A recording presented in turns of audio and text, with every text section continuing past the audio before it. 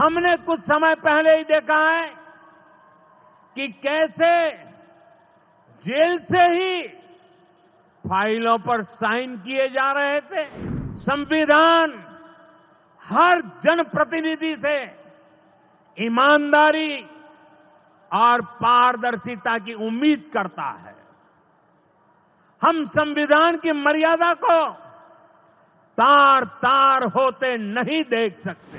NDA सरकार भ्रष्टाचार के खिलाफ एक ऐसा कानून लाई है जिसके दायरे में देश का प्रधानमंत्री भी है। प्रधानमंत्री हो या मुख्यमंत्री या फिर कोई भी मंत्री, उसे गिरफ्तारी के 30 दिन के अंदर जमानत लेनी होगी और अगर जमानत नहीं मिली तो 31वें दिन उसे कुर्सी छोड़नी पड़ेगी। भाई और बहनों, आपके आशीर्वाद से, देश के अटूट भरोसे के कारण साल 2014 में प्रधानमंत्री के तौर पर शुरू हुआ मेरा सेवा काल, ये सेवा काल निरंतर जारी है। इतने वर्षों में हमारी सरकार पर भ्रष्टाचार का एक भी दाग नहीं लगा। जबकि आजादी के बाद कांग्रेस की सरकारें जो 60-65 साल तक सरकार में रही है, उनके भ्रष्टाचार की लंबी लिस्ट है। आरजेडी का भ्रष्टाचार तो बिहार का बच्चा बच्चा जानता है। मेरा साफ मानना है कि भ्रष्टाचार के विरुद्ध लड़ाई को अगर अंजाम तक पहुंचाना है तो कोई भी कार्रवाई के दायरे से बाहर नहीं होना चाहिए। आप सोचिए, आज कानून है कि अगर किसी छोटे सरकारी कर्मचारी को 50 घंटे तक हिरासत में रख दिया तो अपने आप वो सस्पेंड हो जाता है। ड्राइवर हो, छोटा क्लार्क हो, प्यून हो, उसकी जिंदगी हमेशा हमेशा के लिए तबाह हो जाती है।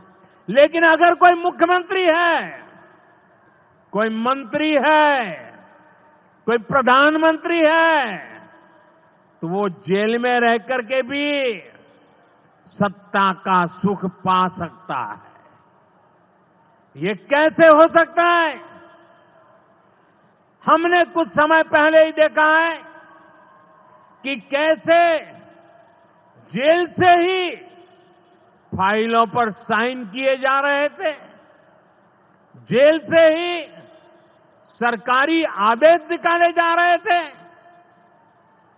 नेताओं का अगर यही रवैया रहेगा तो ऐसे भ्रष्टाचार के विरुद्ध लड़ाई कैसे लड़ी जा सकती है? साथियों, संविधान हर जनप्रतिनिधि से ईमानदारी और पारदर्शिता की उम्मीद करता है। हम संविधान की मर्यादा को तार तार होते नहीं देख सकते। इसलिए एनडीए सरकार भ्रष्टाचार के खिलाफ एक ऐसा कानून लाई है जिसके दायरे में देश का प्रधानमंत्री भी है। इस कानून में मुख्यमंत्री और मंत्रियों को भी शामिल किया गया है। जब ये कानून बन जाएगा तो प्रधानमंत्री हो या मुख्यमंत्री या फिर कोई भी मंत्री, उसे गिरफ्तारी के 30 दिन के अंदर जमानत लेनी होगी और अगर जमानत नहीं मिली तो 31वें दिन उसे कुर्सी छोड़नी पड़ेगी।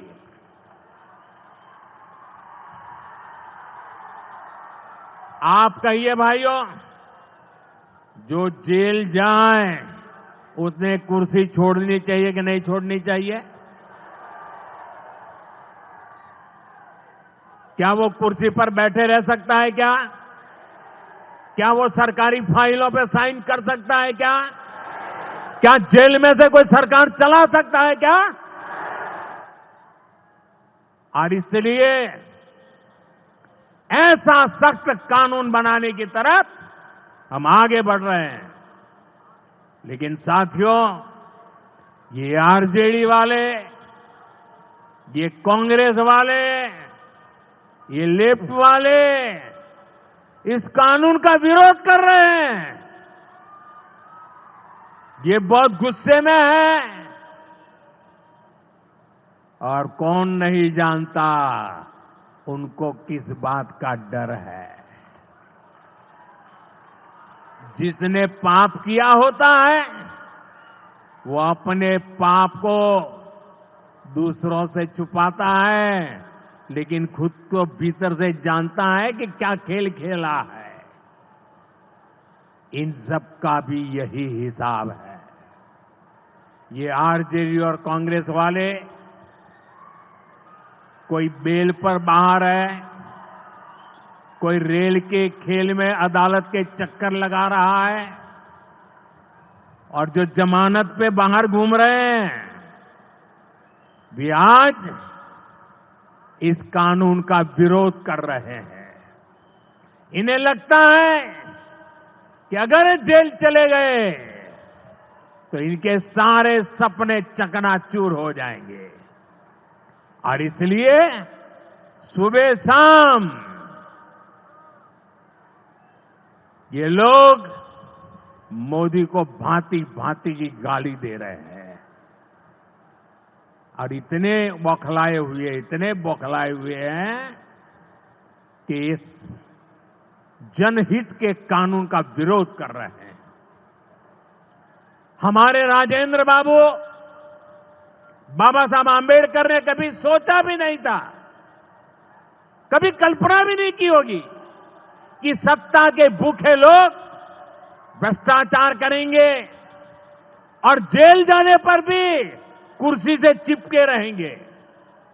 लेकिन अब भ्रष्टाचारी जेल भी जाएगा और उसकी कुर्सी भी जाएगी।